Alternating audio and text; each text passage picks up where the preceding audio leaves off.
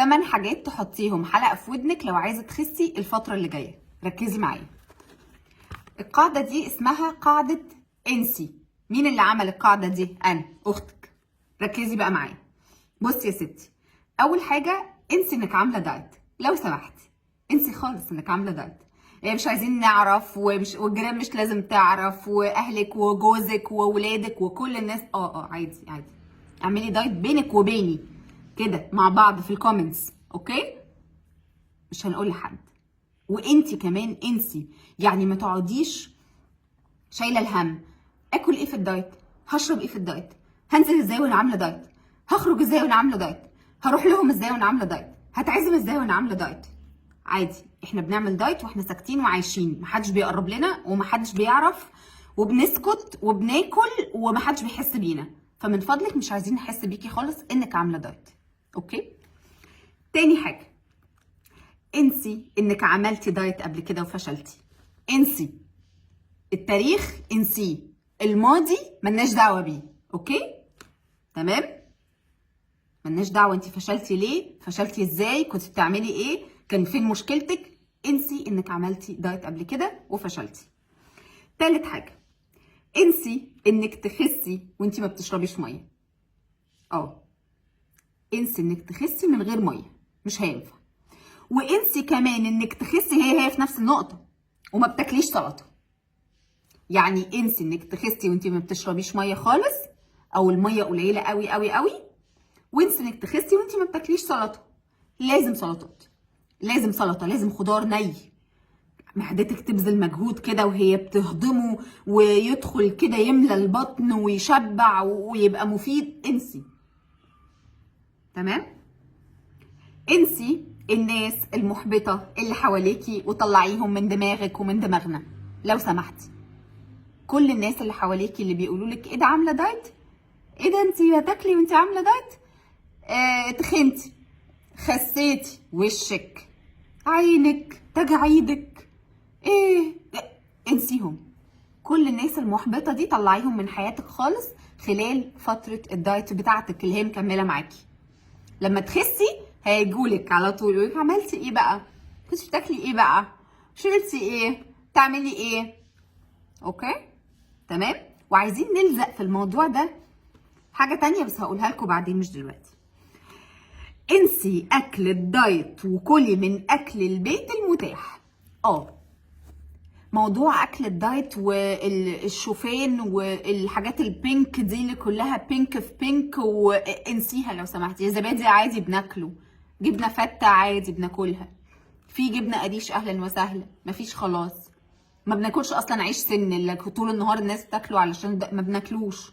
بناكل عيش بلدي، بناكل عيش توست، اسمه ايه اللي هو مثلا عيش التوست البراون ده اللي هو حبوب كامله، قمح كامل، شوفان عادي. او بناكل عيش بلدي.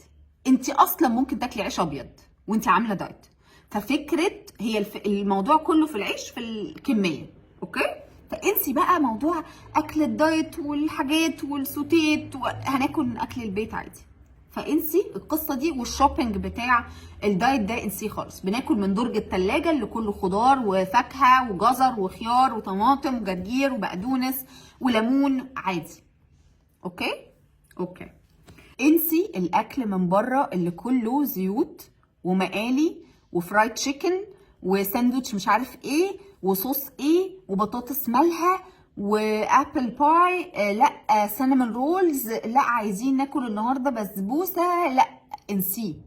هننسى الاكل من بره وهناكل من اكل البيت، عشان ده مرتبط جدا بالكلام اللي انا قلته فوق اللي هو بتاع اكل الدايت. انسي اكل الدايت وكلي من اكل البيت، بس في نفس الوقت ما ينفعش ناكل من بره. احنا هناكل من اكل البيت الحقيقي العادي الطبيعي اللي بطبخه على الغدا، اللي باكله الصبح في الفطار، اللي موجود في التلاجة.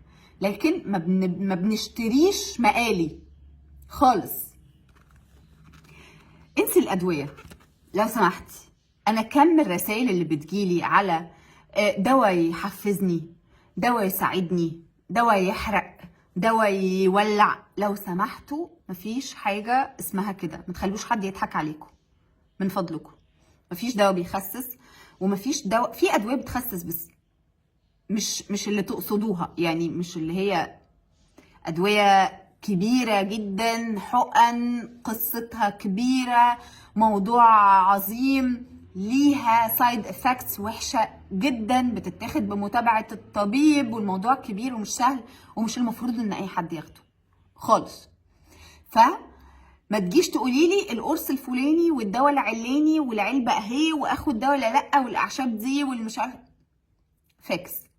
اعملي دايت وانتي تخسي، فانسي الادويه وما تبقيش جريئه على نفسك وعلى صحتك لو سمحتي. ما تاخديش اي دواء وخلاص عشان تخسي. واخيرا لو سمحتي نامي كويس. اوكي، خليتهم لكم هو ايه 10، دخلنا على 9 تقريبا، 9. نامي كويس عشان ممكن يعني النوم ده يأثر قوي قوي قوي قوي على موضوع الحرق. فحاولي تنامي كويس، واحنا داخلين على وقت الشتاء والنوم فيه لطيف، فحاولي ان الفتره اللي جايه تكوني منظمه نومك وبتنامي على الاقل 6-7 ساعات كده متواصلين. المفروض ان احنا ننام 8 ساعات، بس مهم ان احنا ننام متواصل وبدري شويه على قد ما نقدر، بلاش النوم المتاخر. استنوا بقى الفيديو اللي جاي. لو بتتفرجوا على الفيديو لحد دلوقتي استنوا الفيديو اللي جاي واكتبوا لي هنا على الكومنتس في الفيديو ده انتوا بتتغدوا ايه، لان انا بعمل لكم دايت شهر 10.